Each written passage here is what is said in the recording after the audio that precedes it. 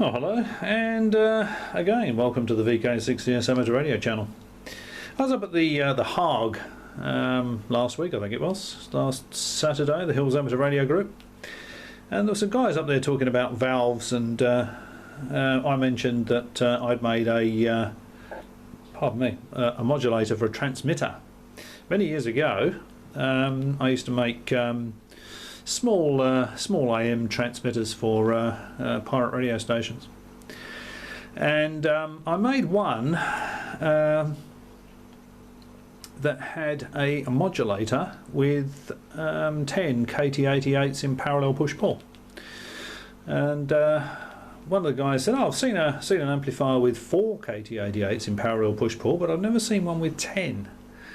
And some time ago I stumbled across this circuit diagram, and the one I made back in the late 70s probably had 10 KT88s in parallel push-pull in the output stage, and it also had 6SN7 preamp, phase splitter and driver.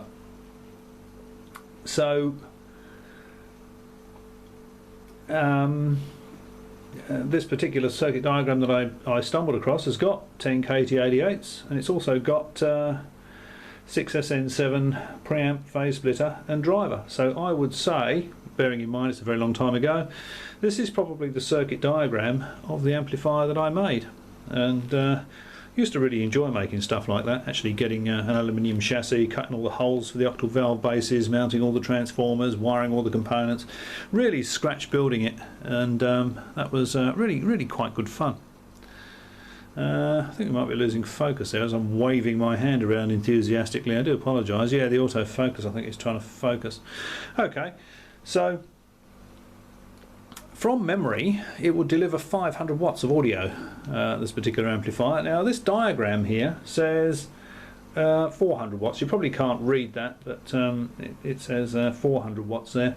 That's probably a bit on the conservative side. I'd say that it's probably a 400 watt hi-fi amplifier, very low distortion. You know, you might be able to run it at 500 watts with a little bit more distortion, but not so as you'd notice on a medium wave radio station. Well, it sounded great anyway. So I didn't actually measure it, but I couldn't hear any distortion. Anyway, there's 5 KT88s on each side, parallel push-pull. Over on this side you've got the audio input. That would just be a line input, line level input, and you've got 6SN7 double triode. That's one valve acting as the preamplifier for it. That's going into a phase splitter, and you can see this would be, these signals here be 180 degrees out of phase. They're going into there, it's amplifying it, and that's driving into here. So you've still got this audio signal that you've put in there, 180 degrees out of phase, going into that grid, and then from these cathodes you've got that same signal going into all these. So this half of it is driving this 5 KT88s, this half of it is driving this 5 KT88s, 180 degrees out of phase. That's push-pull amplification, and yeah, it worked very well, and it sounded great. So I just thought, whilst I had a copy of this circuit diagram kicking around, I'd just do a bit on it, because there's a lot of people out there that are interested in valves, and some probably wondering what the hell valves are, or tubes, and this is as you can see, there's not very much in it as far as the components go. Very little components, and that's what I like about valve amplifiers. You know, you could probably do the same thing with transistors, but well, actually no. These days you could probably use a couple of big power FETs with very few components in an audio amplifier, and get 500 watts. But certainly there's not much in the way of components there. You've got 450 volts going in here, which is going up here. It's going directly onto the anodes of the 6SN7 that's actually driving the output stage. So this one's working for a living.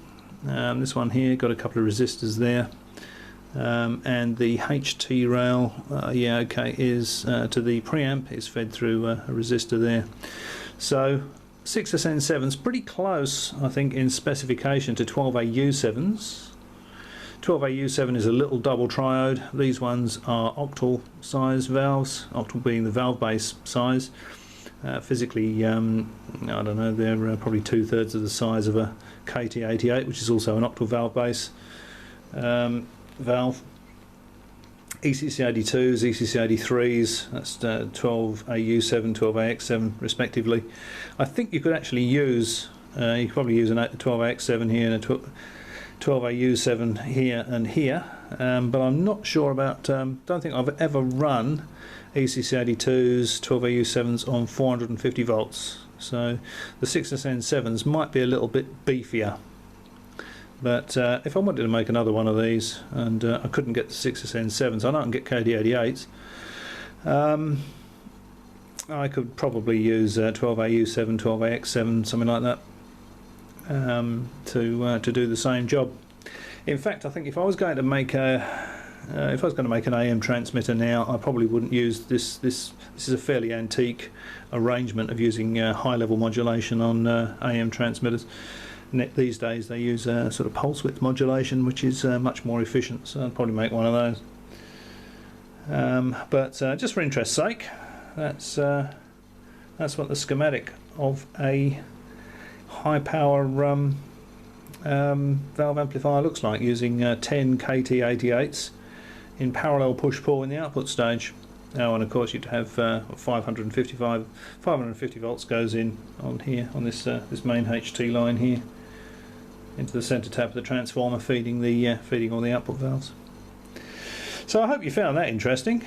It's probably a bit of history now, isn't it? Although there are companies that still make valve amplifiers. I saw on the net the other day there's a company in America called Macintosh that makes monoblock valve amplifiers that are incredibly expensive.